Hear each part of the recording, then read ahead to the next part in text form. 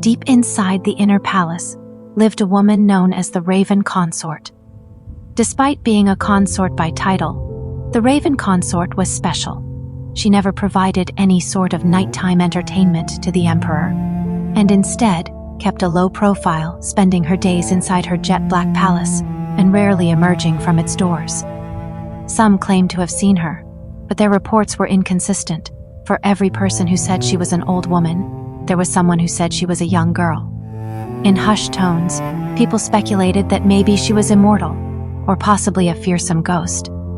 They even said she had mystical magic powers, and rumor had it that she'd take on any task you requested of her. From putting a deadly curse on somebody you hated, to summoning the spirits of the dead, to finding missing items, she could do it all. Even though she was a consort who resided in the inner palace, she never received any visits from the Emperor, or, at least, she wasn't supposed to. One night, however, two shadowy figures made their way toward her palace. Ironic that it's called the Yame Palace, isn't it? With hanging lanterns illuminating the walkway he traveled, Kōshun gazed at the palace in front of him.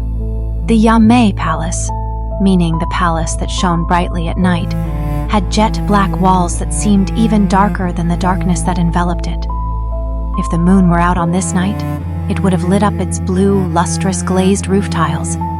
But unfortunately, tonight's moonlight was blocked out by the clouds. "That's just because the lanterns haven't been lit," remarked Issei, who was holding a lamp. He was a eunuch. His voice was high yet clear, and his features were just as beautiful. Lanterns adorned the front of the Yame Palace, but none were aflame. None from the Palace Eunuch Institute dare get close to the Yame Palace. They're too scared. "I did warn you," Issei continued. "How come?" Kōshun's voice was also quiet as he posed this brief question. He wasn't making a concerted effort to lower his voice because of his surroundings, though. It was just his usual way. As deep as his tone was, his voice wasn't cold. Instead, the sound of it brought to mind images of the light seeping through the trees on a winter's day. "They say there's an ominous bird inside, waiting to take flight." "What kind of bird?" "A large golden one. They say that if you get too close to the palace, it'll attack you." "Oh." Kōshun acknowledged Issei's musings, but he didn't seem very interested. His eyes were fixed on the jet-black palace. There was no light coming from inside the unassuming building, so it looked completely abandoned. Issei glanced up at Kōshun's fearless expression from beside him. "Are you really going to visit the Raven Consort, Master?" "That's what I'm here for," Kōshun replied bluntly. When a eunuch referred to somebody as such, there was only one person in the land of Sho that they could be talking to: the Emperor. "I don't see anything wrong with me paying one of my consorts a visit. But the Raven Consort isn't like your other consorts. If you meet with her, disaster will befall you." Kōshun let out a deep chuckle. "I never thought you'd fall for those rumors, say." Issei held his tongue. "When it comes to the Raven Consort, the rumors vary from plausible theories to complete nonsense, but I know." Kōshun stopped in his tracks. In front of him stood a cobblestone staircase with large jet-black doors at the top, closed tight to ward off any potential visitors. "We can worry about the details later.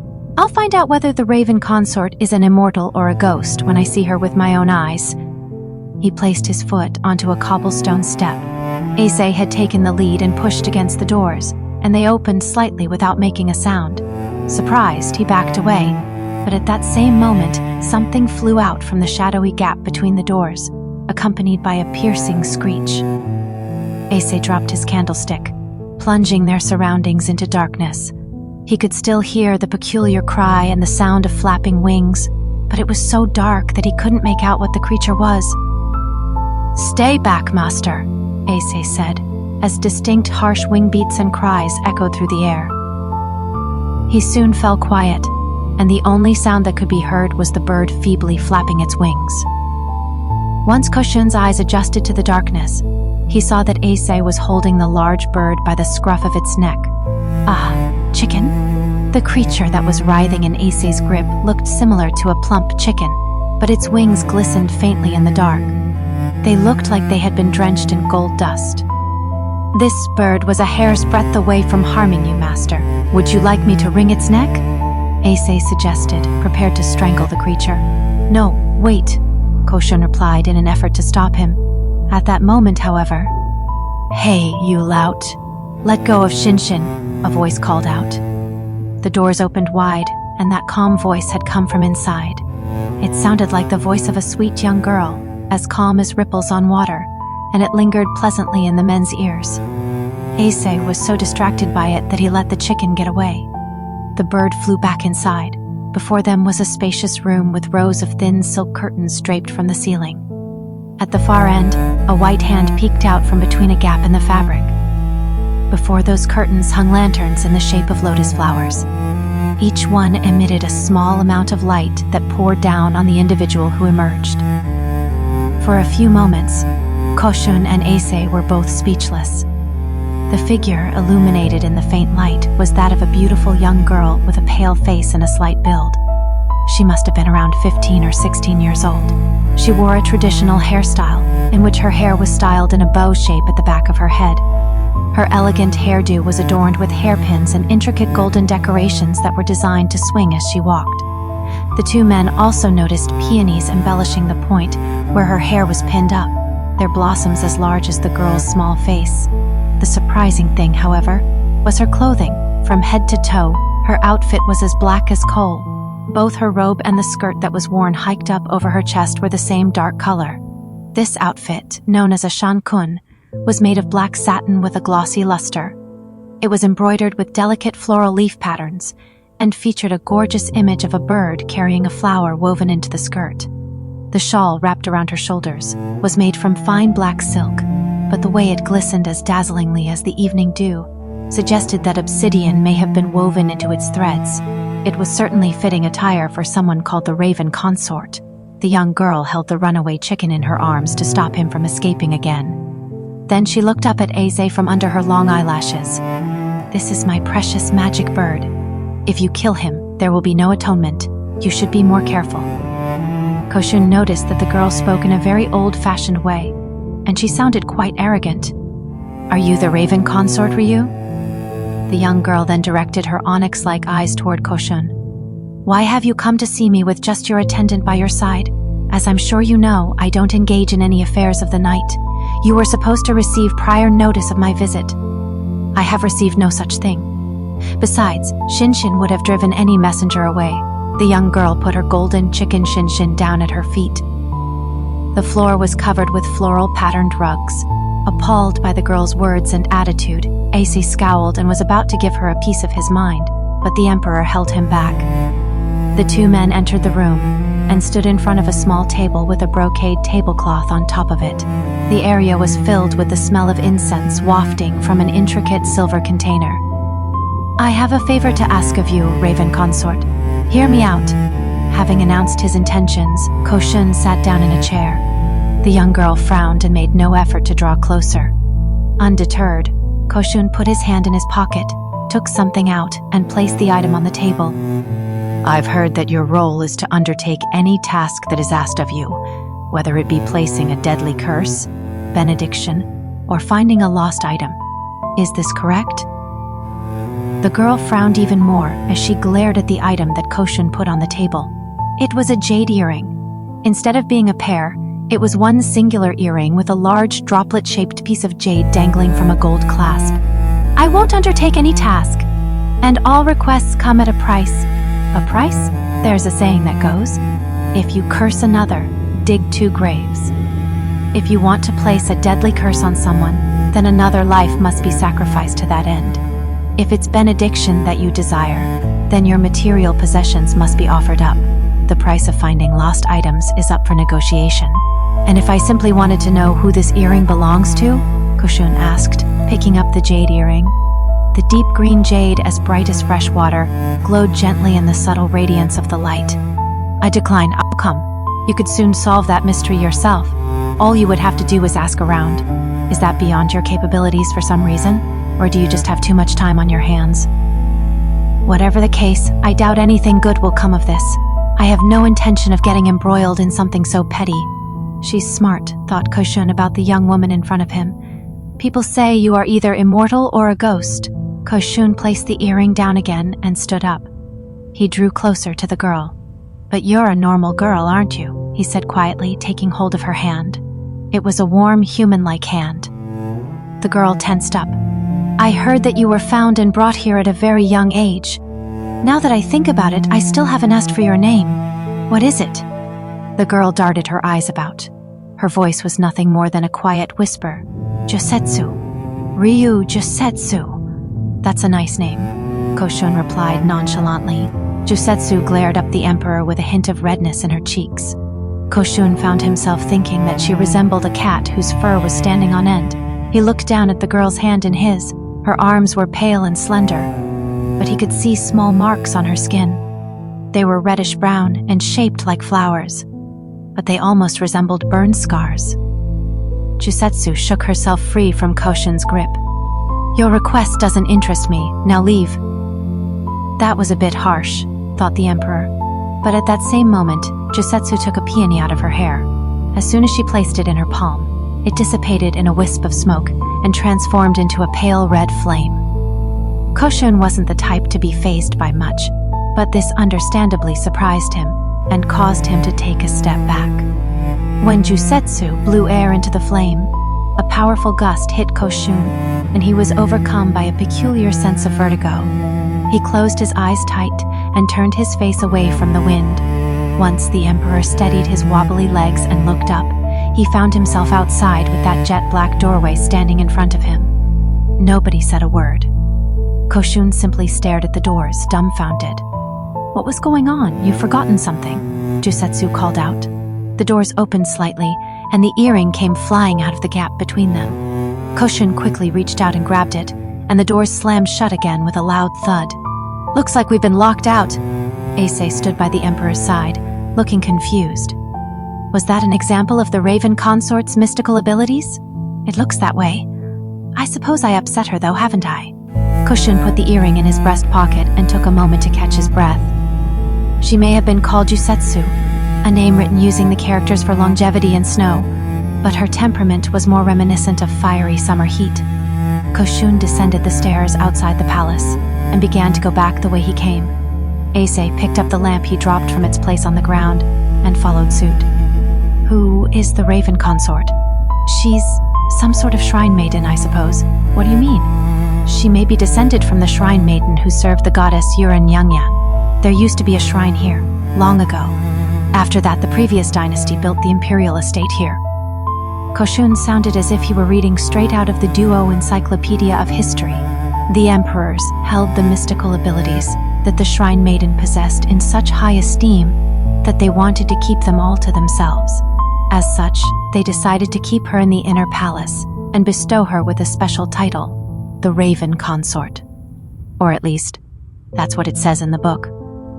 Kōshun's grandfather inherited the throne from an emperor from the previous dynasty, thus establishing the current one, and kept the capital and the imperial estate the way they were. The Raven Consort's presence was just another part of that. The Raven Consort doesn't get replaced when a new emperor comes to power.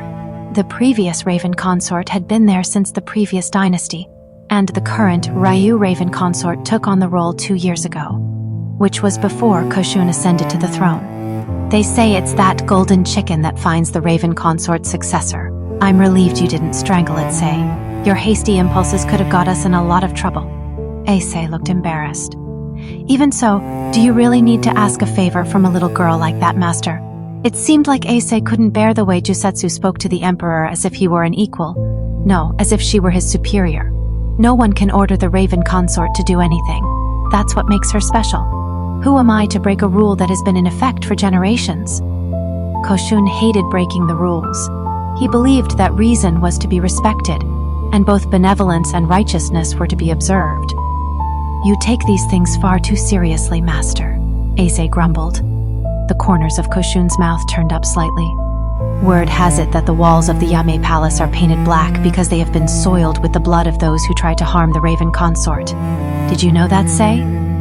Ase scowled, almost as if he could smell the blood himself. Kōshun patted his chest. The jade earring was inside his breast pocket. Well, what do we do now? Kōshun had to get Jusetsu to accept his request, even if it meant appeasing her. After all, It was likely something that only she could help him with. The young woman placed a piece of fragrant wood on top of the ashes in the furnace, and, after a short wait, a thin wisp of smoke slowly trailed from the incense burner. A strong aroma filled the air. Jusetsu moved away from the incense burner and sat down in her chair. As pleasant as the scent was, it didn't help her melancholic mood. It was because of the young emperor, who had visited her the previous night, and she knew he'd probably come again. What a nuisance, she thought to herself. The modest requests she received from the women of the inner palace didn't bother her, but the emperor's request was extremely troublesome. Jusetsu rubbed her arm over her robe, the same arm that Kōshun grabbed the previous night. From close up, the emperor looked younger than she imagined, but he still appeared mature for his age. His gaze was as gentle as the winter sun, but she expected him to be more intimidating. The emperor had ascended the throne just 1 year after Jusetsu took over from the previous Raven Consort. There was apparently some sort of trouble when it came to deciding the previous emperor's successor, but Jusetsu was a shut-in who devoted herself to discipline. She didn't know the details, and they didn't interest her either. Shinshin was stretched out on the mat, but suddenly looked up with a start. It immediately flapped its wings and began to thrash about. The bird then raced around the room, crying out as it did so. "Stop it, Shinshin!" Jusetsu tried to quell the bird's outburst, but Shinshin didn't seem to be listening at all. Instead, it scattered its feathers about as it wailed. The golden chicken was an obedient bird when the previous Raven Consort was still around, but now that Jusetsu was in charge, it completely ignored everything she said. Legend had it that the golden bird could sense if there was gold in the vicinity and could also locate dead bodies. It was a mystical bird with golden feathers, a rare creature indeed. Originally, Shinshin had a slim build, but perhaps due to the lavish offerings that were provided for it in the inner palace, it had now become quite plump. When Jusetsu first laid eyes on the bird, it occurred to her that it would taste wonderful roasted. However, Shinshin may have sensed this, as it still kept her at arm's length. Jusetsu sighed and raised her hand toward the doors. She made a gesture that looked as if she was pulling at a piece of string, and they silently opened. At the entrance stood Kōshun and his attendant, the eunuch, just as they had the night before. Kōshun was once again wearing a composed expression that made it impossible to read his emotions. He's as imperturbable as a mountain in the winter, Jusetsu thought to herself, quiet and unmoving, silently waiting for the spring to arrive. Visit me as many times as you like, but your request will still fall on deaf ears, Jusetsu asserted coldly. Kōshun, seemingly unperturbed by this abrasive greeting, stepped inside the room. Are you listening? Kōshun exchanged glances with the eunuch behind him as Jusetsu watched on with a frown. Seeming to recognize what he was supposed to do, Eze moved forward. He was holding a tray in his hand, on top of which sat a steaming basket.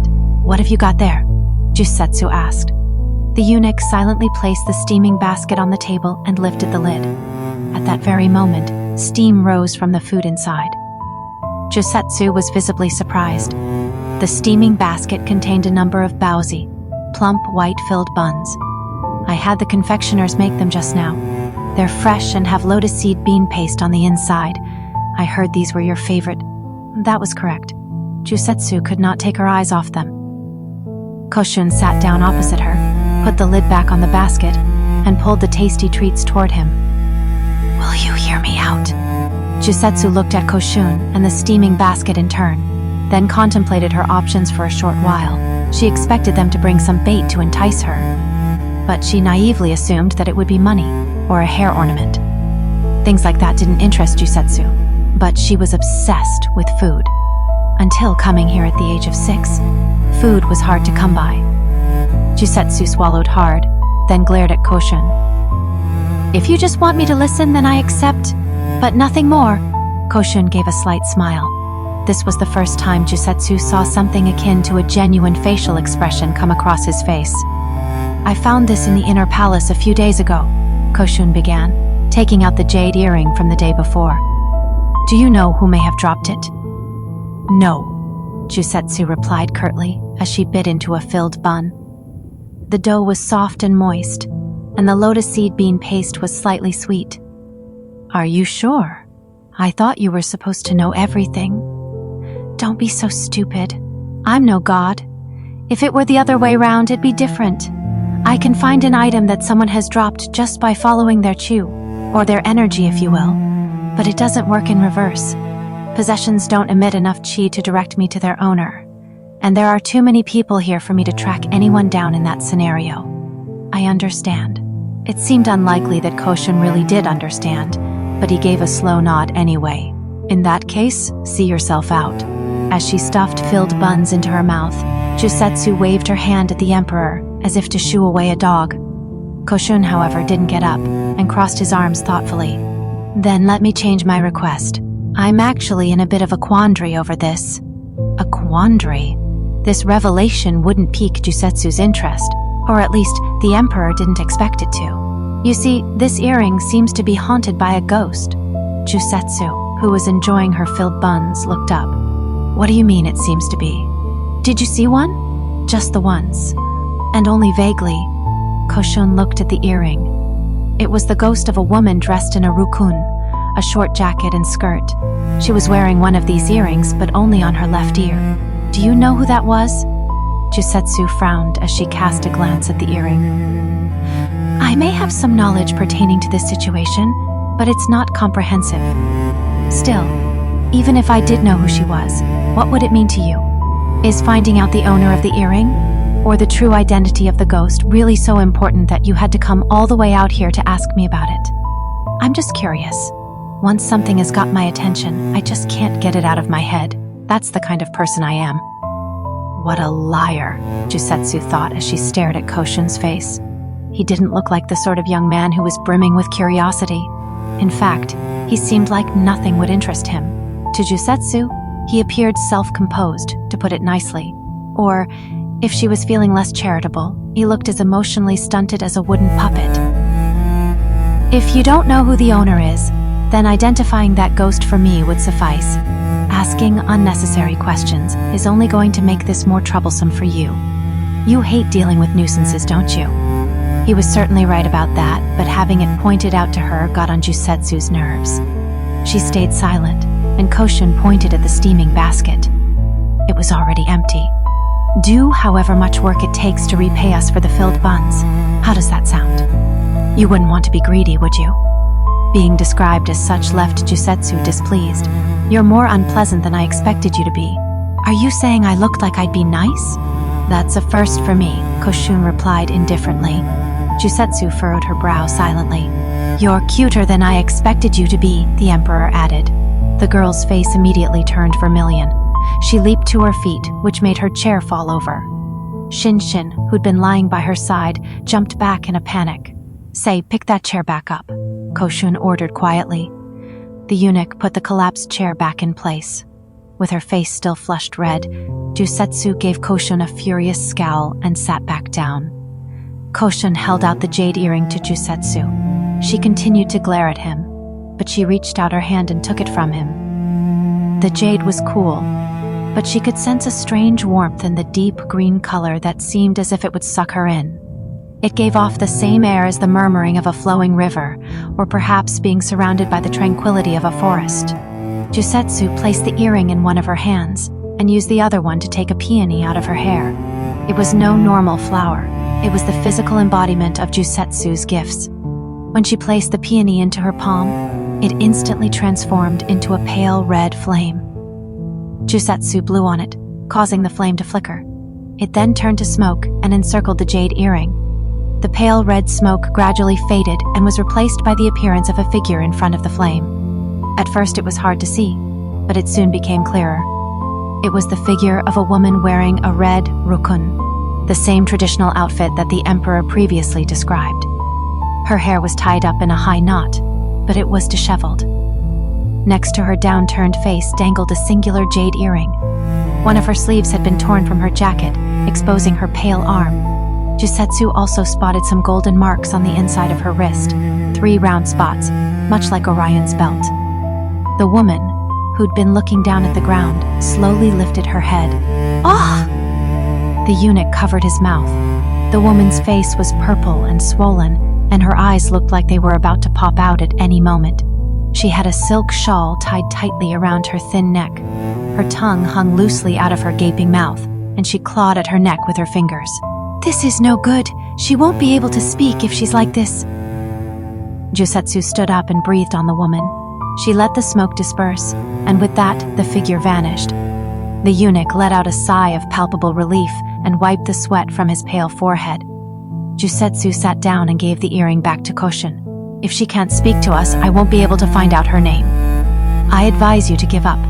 Kōshun, whose face hadn't turned the slightest bit pale at the sight of the ghost, crossed his arms and mulled things over.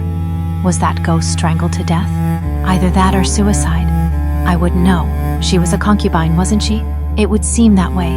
The ghost had golden marks on her wrist, a constellation of 3 stars, just like Orion's belt in the sky. That symbol was proof that she was an inner palace concubine.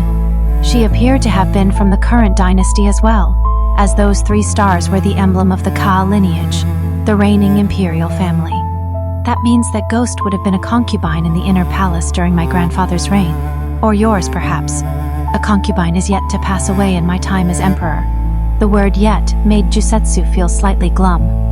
It wasn't unusual for a concubine or court lady to die in the inner palace, as they vied for the emperor's affections. Poisonings, women drowning themselves, executions. Some concubines even came to the Raven Consort asking for curses to be placed on their rivals. Once they found that such a service would cost them their own lives, however, they all went away. Kōshun picked up the earring. "We might not know whether she was strangled or killed herself, but is she haunting this earring because she died in such a miserable way?" "She must be. That was generally why spirits stayed around. Can't we do something about it?" "Huh?" Jusetsu blinked in response to this question. "What do you mean?" "They say that people go to a paradise beyond the sea when they die. But if you were a ghost, that's out of the question, and you must suffer for all eternity. Isn't there any way we can save that woman?" Jusetsu examined the look on the emperor's face but was unable to discern any emotion from it. He was impossible to read. Well, it is possible, but there were several ways to send a ghost to paradise. Things like consoling them with a repose of the soul ritual, or eliminating any lingering regrets they may have usually did the trick. Once Jusetsu explained this to Kōshun, he spent another few moments thinking to himself. If she was killed in the inner palace, or if she was driven to kill herself, I'm sure she has plenty of unfinished business here, he said. His tone of voice was casual, but there was a strange softness to it too. His voice lacked the coldness that you'd expect from someone who never showed his emotions. Kōshun's words stirred Jusetsu's emotions. Just moments ago, she had witnessed that tragic ghost with her own eyes. Being a concubine, that woman would have been bafflingly beautiful while she was still alive, but the anguish and fear she had experienced was clear to see on her face. How much pain had that woman suffered? "Won't you save her for me?" Kōshun pleaded. Jusetsu wasn't sure how to respond. She wanted to avoid trouble and would have preferred not to get too involved with the emperor. And yet, the jade part of the earring glimmered faintly in Kōshun's hand. "You have marks on your arm too, don't you?" Kōshun said to Jusetsu, who was deliberating what to do. Jusetsu covered her arm reflexively. "These aren't the symbol of the inner palace. They're just birthmarks. I know. They're in a different place, and they're a different shape." "Why are you bringing it up then?" Jusetsu wondered as she tried to read his face. As she expected, though, she couldn't work out what he was thinking. "They're shaped like flowers from what I remember. They almost looked like burn scars." Jusetsu stood up. "That's enough unnecessary chatter for one day. Fine. I'll take on your request about the ghost with the earring," she said, before leaning forward and snatching the earring out of Kōshun's hand. "But I can't promise you I'll be able to save her, all right?" "Yes, that's fine. Thank you for your help. But why are you going to such lengths for that ghost? Is this really because of an earring you just found on the ground?" Kōshun replied to Jusetsu's query with just one line. "I suppose I feel sorry for her," Jusetsu frowned. She was far from convinced that was the only reason. "Well, never mind. Now, you should provide me with a list of all the concubines under the previous emperor, as well as the emperor before that. We must start by identifying who that ghost really is. They would need detailed information, including her name and place of origin, to perform a repose of the soul ritual. That could help determine why she had lingering regrets as well." "A list? That's impossible," Kōshun retorted dismissively. Why? All you have to do is demand one, and it'll be prepared for you. Jusetsu heard from the previous Raven Consort that lists of concubines, eunuchs, and death records were stored in the inner palace registry. The only information that wasn't recorded there was the names of the Raven Consorts. If any concubine died an unnatural death, it would be easy to tell from those records. That was, if it was properly documented. If I make that demand, people will find out that I'm up to something. What? That would be a problem for me. There are some who get abnormally suspicious over every little move I make. Jusetsu didn't say a thing. Say? Kōshun called out to the eunuch behind him. The eunuch bowed, seemingly having understood what the emperor was asking of him. Let's see if we can pull some strings. It might take a bit of time, but... Then Kōshun looked back at Jusetsu and made her a vague promise. If I manage to get those records, I'll bring them to you. The fact that the emperor's demands could be fulfilled as soon as you issued an order seemed to be more of a hassle than it was worth. After a few moments of contemplation, Jusetsu grinned at her visitors. In that case, I'd like you to bring me something else. What is it? Kōshun seemed slightly taken aback by Jusetsu's request. The next day, Jusetsu slipped out of the Yame Palace's doors. The drum had only just sounded to announce the hour of the dragon, so it must have been about 8 in the morning. It wasn't often that Jusetsu left her palace this early in the day. Well, she rarely left it at all for that matter.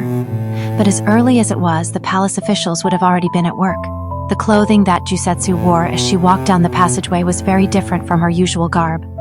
She was dressed in a plain, light coral rukun with no embroidery or printing, and her hair was tied up in a high knot without a single hairpin to adorn it.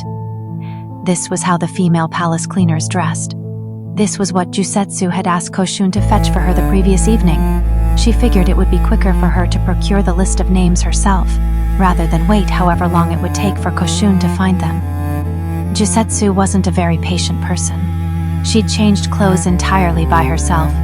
There was only one elderly maid who worked in the Yame Palace, and Jusetsu had no lady-in-waiting. She'd refused one, insisting that she had no need for such help. After all, Jusetsu was raised as a commoner, and she was more than capable of taking care of her personal affairs herself. Plus, there were some things that she didn't want others to see.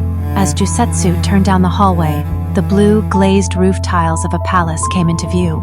For a few moments, she wasn't sure what she was looking at, but once she spotted the decorative swallow tiles on the roof, she recognized it.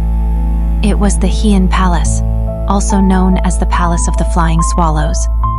The imperial concubines, those who ranked just below the empress and the emperor's other consorts, lived there. As she got closer, Jusetsu noticed a wave of yellow surrounding the palace. It was a number of Lady Banks's roses.